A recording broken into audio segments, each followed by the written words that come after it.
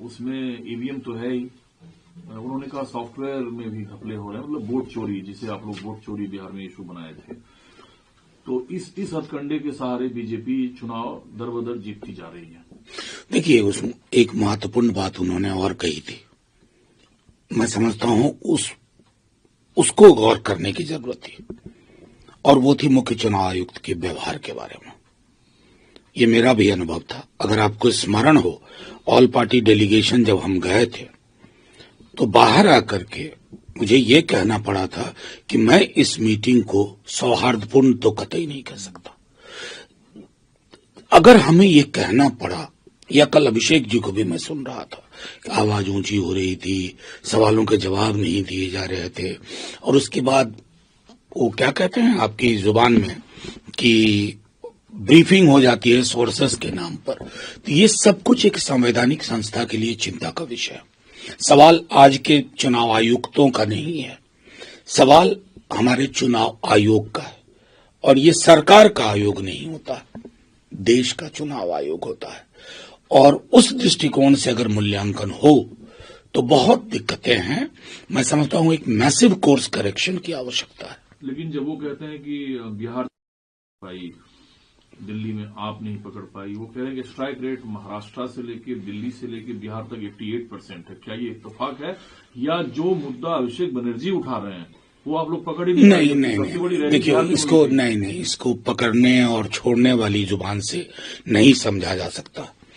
असल में इतनी आपत्तियों के बावजूद हमें कभी ये नहीं लगा कि चुनाव आयोग एक पक्षकार बन जाएगा। उसकी निष्पक्षता शिकायतों के बावजूद हमारे लिए शिरोधार्य थी, उसमें कमी आई। आप लोगों के माध्यम से ही मैंने 100 दफे कहा है। अभी कल मैंने एक आलेख भी लिखा, Indian elections have become Hobson's choice, और ये मेरे लिए और सबके लिए चिंता का विषय होना चाहिए। उस संदर्भ में देखिए, पकड़ना वहां छूट गया, और हम मानते हैं कि शायद हमें और विजिलेंट रहना था, लेकिन हम किससे विजिलेंट रहने की कोशिश कर रहे हैं? मेरे देश के आयोग से। देश का आयोग अपनी पूरी पुरानी विरासत को खारिज करके अपने को नए स्वरूप में डाल देगा, और वो किसी मंत्री या मंत्रियों के इशारे पे चलेगा, ऐसी तो हमने कल्पना नहीं की थी। शायद इसलिए चूक हुई। लेकिन सर, जो राजनीति है वो आते हैं कि भाई बबुआ आके अभी दिल्ली में रो रहे हैं, ममता बनर्जी से लेके अभिषेक बनर्जी तक ने कहा था एसआईआर बंगाल में नहीं होने देंगे, आपने होने दिया, एसआईआर पूरा हुआ, अब आप दिल्ली में आके नहीं, मेरा कहने का मतलब अधीर रंजन जी को उनके संदर्भ में और बंगाल की पॉलिटिक्स के संदर्भ में देखिए, उतनी मसल फ्लेक्सिंग वो करेंगे, उधर से भी होगा, उस पर मेरी टिप्पणी में क्या करूं? ये टिप्पणी सर इसलिए महत्वपूर्ण है, सबसे लंबा एसआईआर पर यात्रा बिहार में, वोट चोरी का राष्ट्रीय स्तर पर जो माहौल बना वो कांग्रेस आरजेडी सबकी। अभिषेक बनर्जी जब आकर ये कहते हैं कि बाकी दल तो पकड़ ही नहीं पा रहे हैं, तो क्या बंगाल में? मैंने आपको उसका जवाब दे दिया, पकड़ पा रहे हैं, नहीं पकड़ पा रहे हैं।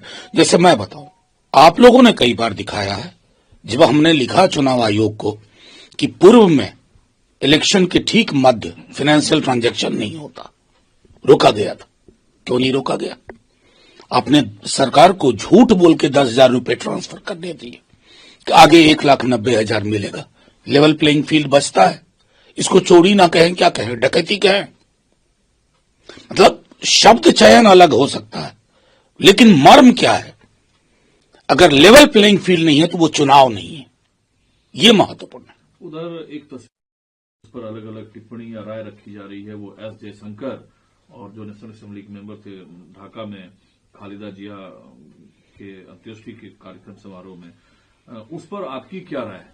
नहीं, मेरा मानना है कि आप इस तरह के अवसरों पे जाते हैं तो क्या करेंगे? हाथ मिलाने से इनकार कर देंगे?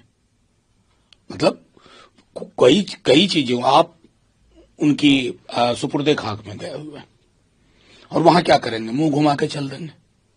ये मैच्योरिटी के लक्षण नहीं है। मैं समझता हूं इस पर बिला वजह की टिप्पणियां को विराम लगना चाहिए। लेकिन इस पर जो पाकिस्तान के दुष्प्रचार हैं कि पहले जयशंकर ने आकर एक तरीके से प्रपोज किया, जयशंकर हाथ मिलाए, उससे आगे भी बात कही जा रही है।